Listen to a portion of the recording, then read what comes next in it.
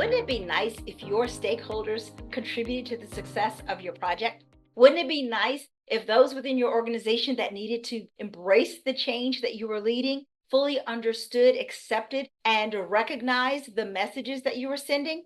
Well, there's a strategy to help with that, and that is exploring DISC. And when we leverage DISC within our communication, it allows us to tailor our communications both in writing and interpersonally when we're interacting with someone in person or on the phone in such a way that they are more likely to connect and receive what we are saying.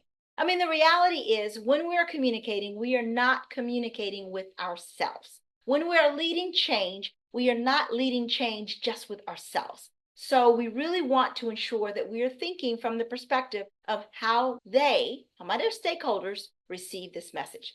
DISC helps you to do that. So let's take a look at DISC. DISC divides our communication styles into 4 different quadrants. Now, these are generalizations that we can use to help optimize our communications.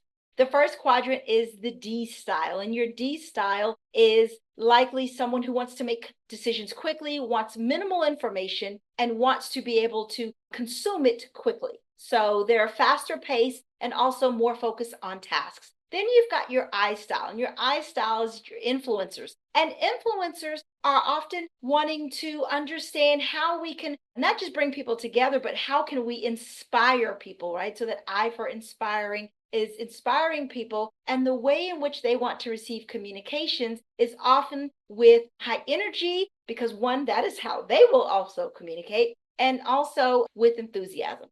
So something to consider for our I styles.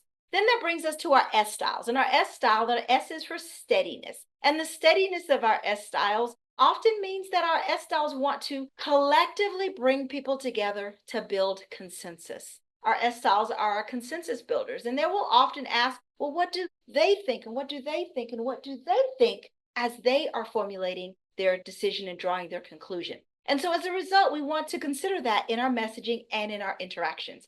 Our S styles, with their steadiness, are often patient, will often explore further, and are not as quick to move, respond, or share their thoughts and feelings.